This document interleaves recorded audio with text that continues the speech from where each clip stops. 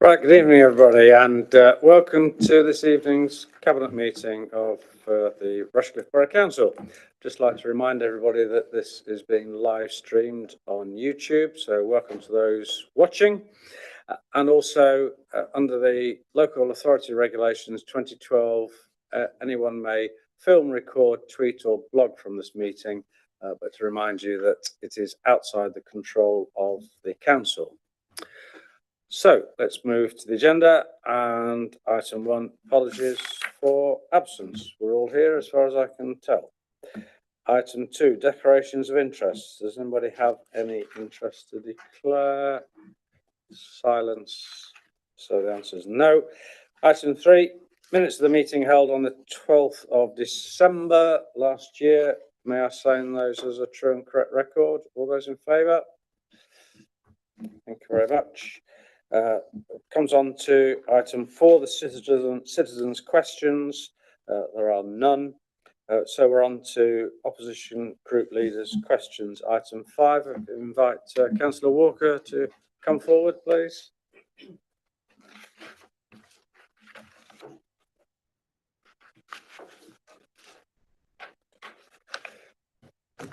Hi, good evening, and when you're ready, far away. Thank you. How has the council engaged the wider community in making decisions on how to spend the UK Shared Prosperity Fund?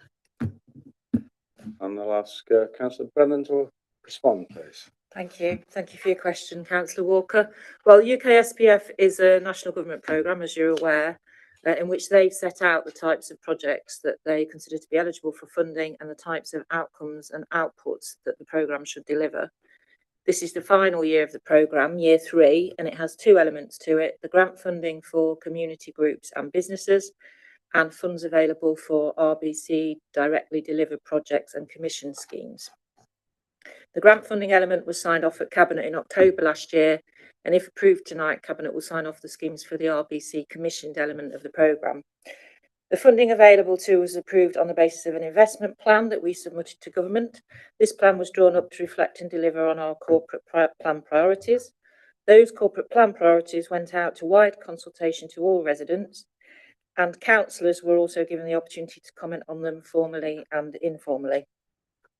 Since the start of the UK SPF in 2022, we've engaged with a number of community and other interested groups in order to shape and design the scheme, in addition to the updates that have been to Cabinet, scrutiny and all councillors, including a team session just recently on the commissioned projects contained in the report tonight. We also consulted with the Strategic Growth Board in an extended workshop with a variety of invited stakeholders, including health, housing, police, community and voluntary groups, academia and business in July 2022, and that Growth Board will oversee the delivery of the programme going forward. We consulted with the Town and Parish Council Forum on 2 occasions, and the Rushcliffe Community Cohesion Network, which includes reps from various groups, such as those representing people with disabilities, Positive Futures, RCVS, and so on. We consulted with the Rushcliffe Business Partnership and community groups, including sports groups, directly with parish clerks and other voluntary sector organisations, with businesses and with elected members who are, of course, representatives of their communities. Thank you. Do you have a supplementary? Thank you, Councillor Brennan. That was a very brilliant answer. Yes, thanks. There was some talk of there being competition between community groups. So I wonder if there's a more inclusive and less competitive way that we could look to kind of spread out those community group funds and the corporate plan priorities, engage with them in a more kind of proactive way, perhaps some sort of public assemblies that have been happening in other places for such funds. Thank you, Councillor Brennan. I'm not sure specifically the question, but I think I understand what you're trying to say. I mean, what we've done, I mean, this is the last year of the scheme, so we don't know what's going to replace it or what we'll be asked to deliver in the future. So we can look at improving community engagement if we have a similar sort of scheme in the future. But what the staff did do, officers spent an awful lot of time feeding back to all the community groups, those that were successful, those that were unsuccessful, and why. and they did a sort of ex-ante evaluation with those applicants to say what could be improved in the process, what would have been done different. And in none of that feedback did I see that issue raised, that they felt that there was a direct competition between other groups that was in somehow unfair or disadvantageous to any particular group. It wasn't, to my knowledge, picked up in any of the feedback that came through the process. So perhaps it's been an issue in other areas. I'm not aware of it. The scheme was oversubscribed, and in the latest grant round, which is now closed, we've had over 77 applicants, which is more than the grants available, but not all projects are of the right quality, and it's important, I think, to have some competitive element in these programmes, because it ensures that we get the best possible schemes and those that are actually going to be delivered, because if we don't deliver them within the timescale, we will lose the money from the borough. And of course, we also have to account to government for the delivery of those outputs that we've said in our investment plan that we would commit to deliver. Thank you very much, Councillor Walker. Right, on to the substantive items on the agenda then, to item 6, which relates to the 2024-25 budget and financial strategy. And I'll ask Councillor Verdi to present the report, please. Thank you, Chairman, and good evening to everyone. As we approach March, the Chancellor will be taking his little red box to outline the plans for the country's finances, and similarly, I suppose, the attached report, albeit in black and white, not red, presents Rushcliffe Borough Council's financial position for the forthcoming years. Unlike Jeremy Hunt, I will certainly not be taking an hour and a half, and hope not to hear any jeering from the chamber. So the attached report presents both the budget and proposed council tax for 24-25 and the medium-term financial strategy, or MTFS as we refer to it, until 28-29. It includes various supporting appendices, which outlines our revenue position, proposed capital programme, our transformation and efficiency plans, the planned capital and investment strategy, and our pay policy statement.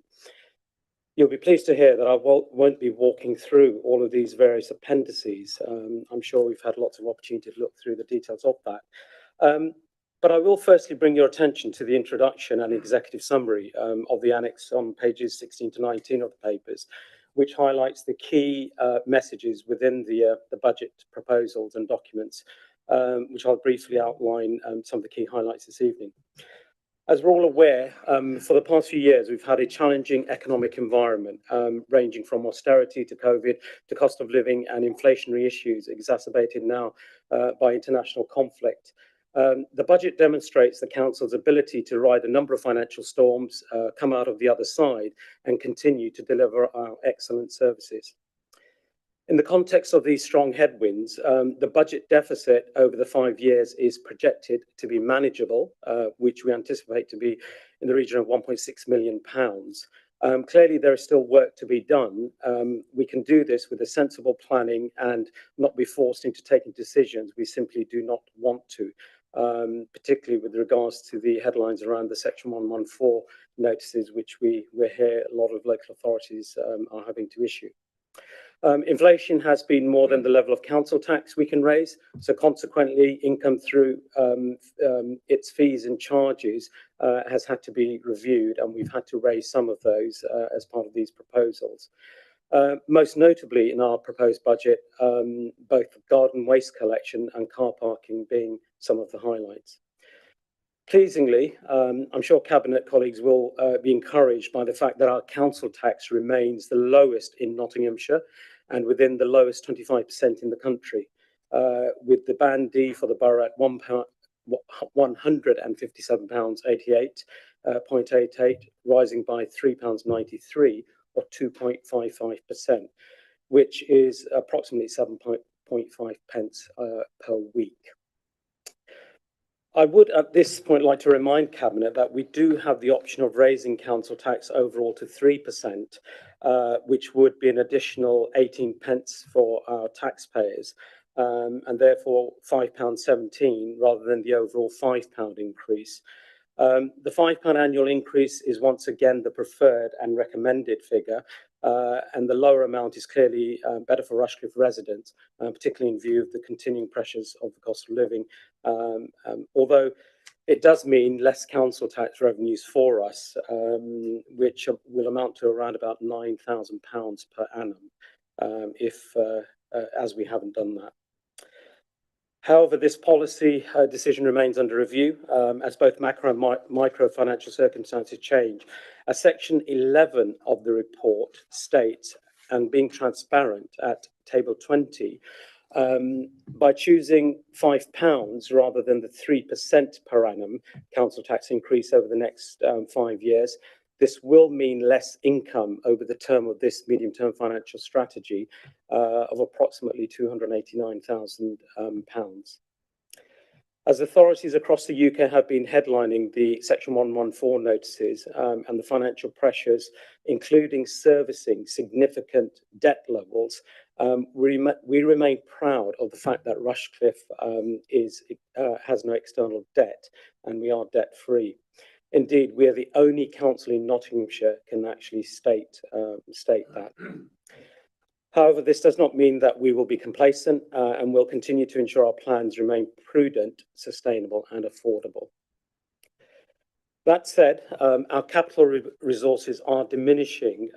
We are therefore ensuring we have resources to fund capital for future generations. The capital programme over the next 5 years stands at £24.8 million and continues to demonstrate the council's commitment to economic growth, meeting challenging housing targets and supporting the vulnerable and improving both our leisure facilities and, of course, issues around the environment and climate change. In addition, the council remains committed to growth and continues to support economic development across the borough.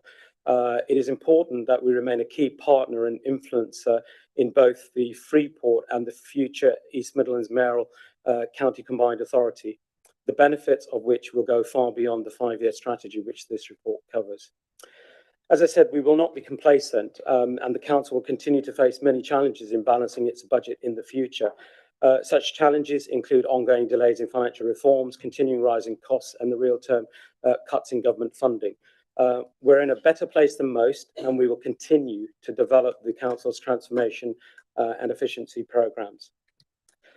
So having outlined some of those key highlights in the report and our papers, I just want to bring to your attention and to talk briefly about the final settlement, details of which were only released recently on the 5th of February 2024. And Cabinet will be aware that the government, due to the massive financial challenges local authorities are facing across the country, has provided a further 600 million in additional government funding. Although a majority of this is going to upper tier authorities with a focus on, in particular, social care challenges, Rushcliffe has received some nominal additional funding of 128,000 in minimum funding grant, guarantee grant. This has been carefully considered by Cabinet and on how best to use this funding. And as a result, the following is proposed. A 28,000 flood grant and resilience reserve to be set up. This will fulfil two objectives.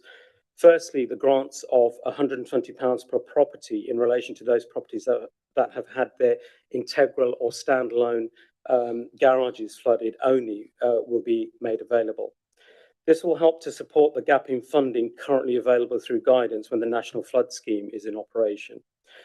And secondly, to reinvigorate the existing flood resilience store grant scheme, details of which clearly are on our website, to assist communities in managing floods in their local areas. The total of the reserve will act as a cap on the amount that can be spent. And there will also be an additional £100,000, which will be set aside for the climate change reserve, earmarked for potential spending in relation to improving bionet diversity. Of course, funding from central government usually has some strings attached, and the award of this additional 128,000 within the final settlement is no exception. The Secretary of State has asked all councils to produce productivity plans by 2024. The reality is there's nothing new in terms of how we operate as a well-run council. We will look to ensure the council's transformation and efficiency programme continues and is the vehicle, primary vehicle that demonstrates the council achieving the task which the Secretary of State has set us. And the key themes being within that, the transformation of services to make better use of resources, e.g. the transformation plan, obviously, take advantage of advances in technology, which we are doing in many areas, reducing wasteful spend with insistence on, for example, consultants, external consultants, which a lot of local authorities engage with, and barriers to preventing activity that the government can help to reduce or remove. There will therefore be some changes to the council report based on this final settlement amount that I've referred to, and the medium-term financial strategy reflecting the points I've just made, which will be obviously updated and we will ensure that these are clearly articulated. I did say I wasn't going to take an hour and a half or too long, so finally, I would like to take an hour and 12. Yeah. Finally, I would like to take this opportunity to thank both officers as well as councillors during our budget workshops, which was a very productive and positive exercise, in my view, for their diligence and cooperation in producing the budget. And in particular, the finance team, who in these challenging times have helped to keep us on the straight and narrow. With that, I would, Chairman, like to move the recommendations as outlined within section 2 of the report under points A to H. Now, I'm happy to read all of those out, but if you are content, they are within section 2, as I said, in the report. No, I shall take them as printed. You just need to move them as printed on the agenda, and that's absolutely as fine. Printed in section 2, bullets A to H. Thank you, Chairman. Thank you very much indeed, Councillor Verdi, and I'm very pleased to second that, and a very comprehensive presentation and a very comprehensive report, and I'll echo your thanks very much to all the staff involved in drawing up these proposals and making sure that we continue, as we are well aware that we are, that we still have very stable finances, and you use the word prudent, and it is a very justified word, because this is prudent use of the taxpayers' money, and indeed our financial position, I think, is envied by many people around the country, and there are a lot of councils who are in more financial challenge than we are. Not to be complacent though, but it's because of all the hard work on making sure that our finances are kept stable that we are able to maintain this position. So that's why we're very appreciative of the work that the officers carry out on our behalf. And in fact, that was even confirmed by our recent peer review, where they said that they were very impressed by the status of our finances, and they literally hadn't got anything to criticise or complain about, because they were impressed with the financial stability of this council, and as I say, that is much to be envied. And in terms of the additional funding that you indicated, and I think that's important, where it's given us a chance to help out some people who have obviously experienced great difficulties, and where the government regulations were pretty stringent, and that's will now enable us to help out people who have experienced difficulties. So that's to be applauded, and also to invest in some more work to try and mitigate and do all we can to prevent the effects of any future flooding as well. And your comments about biodiversity net gain and carbon offsets as well, that will enable us to make sure we do continue to fulfill one of our many ambitions. So that is to be applauded. So very much support and welcome this. And I'll open it up to anybody else who wishes to make any comment or to ask any questions. Councillor Wheeler. Yeah, thank you, Chairman. Obviously, to welcome the report. I mean, I think none of us like to, I'm sure, raise the council taxes if we have to, but I think what's really important is we can show residents what we're delivering for that. And I think the report sets that out, especially as it's my portfolio with the millions of pounds we invest in our leisure facilities across the borough, including the play parks, arenas, and so on.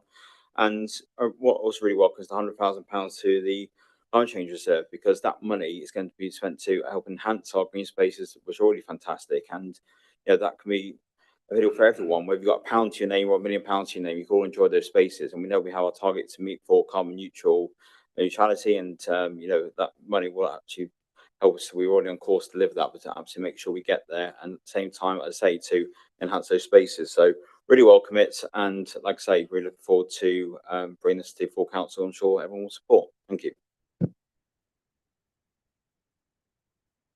Any other comments?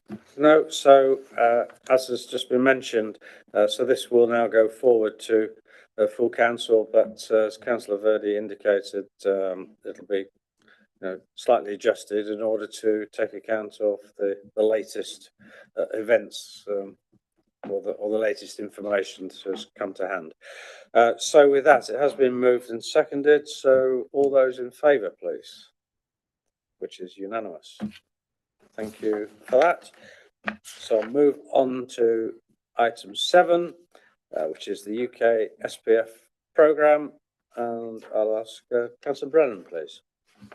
Thank you, Chairman. Okay, so the Cabinet report this evening sets out proposals for the 24-25 allocation of UK SPF funding in the borough. It follows on from reports to Cabinet and to scrutiny in July 2022, January 2023 and February 2023. Before I go any further, there's a small typo at paragraph 4.4 where it says October 23 rather than 24, but it's not a substantive point. This is the final year of this programme. It's been a 3-year programme, and the allocation available to us is 1.635 million, just over. This paper specifically relates to the element of the scheme directly commissioned by the Borough Council. The element of the scheme available for community groups and local businesses, the grant pot, has been considered separately, and that scheme has now closed, and applications for that are currently being assessed. Paragraphs 4.1 to 4.3 of the paper set out the background. The remaining part available for direct delivery and commissioning by the council is approximately 1.2 million. When considering the schemes for inclusion in this final year, it's important to ensure that the projects are deliverable, as all spend needs to be completed by the end of March 2025, and money not spent will be lost to the borough. In order to manage this, we've identified 4 themes derived from our corporate plan priorities, and these are set out in the table at paragraph 4.7. The themes are sustainability, open space, town centres and people, and the proposed projects to support them are set out in detail in the table. There is also a small contingency built into the budget in case of some limited project overspend of 21k, and the list of projects is designed to deliver a wide range of outcomes relating to our corporate priorities and those of the investment plan that we submitted to government in support of our application for the UK SPF funds. This list may be subject to change if circumstances require it, so I'm asking Cabinet tonight to delegate to the lead of the Chief Exec and the Section 151 officer any such changes that might need to be made in year to reflect any minor changes. In addition to these projects, we've also jointly commissioned with Gedler and Broxtowe Council 2 schemes that run across all our patches. The Rushcliffe Accelerator project, which is obviously the Rushcliffe bit of it, provides support to local businesses, and the Active Work programme, which is providing employment and skills training to local residents. As well as these schemes, the employment and skills funding element of the UK SPF has come on stream in this final year. It wasn't available previously, as there was formerly European social fund schemes delivering similar types of objectives running in the borough. So in order to avoid duplication, the skills funding has been available only in the final year as those ESF bits come to an end. And this will include a number of locally delivered schemes to support CV building, work placements, ESOL course training funds, and various other small-scale local projects that will help people to access training and improve their work application skills. And these are set out in paragraph 4.11 of the paper. The programme will be overseen by the Rushcliffe Growth Board, which meets quarterly, and updates will continue to be given to councillors as the scheme rolls out. So I'd like to move that Cabinet agrees the recommendation at paragraph 2 of the paper, namely that we recognise the significant work done to date by officers in managing this scheme and putting together the grant programme and delivering on the previous year's funding, to endorse the proposals for UK SPF in 24-25, and to delegate sign-off for refinements to the scheme to the leader, chief executive and section 151 officer. Thank you. Thank you very much indeed. Do we have a seconder? Councillor Inglis? Yeah, thank you. Yeah, I'd like to fully concur with Councillor Brennan to the benefits this UKSP funding has brought and will bring to the communities, clubs and businesses with the grants from the previous year's allocations. So the closing date for the next round is closed, and I'd like to give recognition to the hard work that the borough's financial team are facing in undertaking and managing the strict criteria and time limitations for allocating this year's funding. I understand that 77 applicants have made that bid. And also for the expedient handling of the previous 2 years' grants and giving those out. I really would like to think that everyone in the borough will gain some benefit from this grant distribution at some time and in some way, whether that's directly or indirectly. So there's some good projects coming through. You know, it's a lot of money that we're spending, and I'm happy to second the recommendations as in A to C. Thank you. Thank you very much indeed. Yes, I very much echo and support the comments made by both speakers. Any questions or comments? No.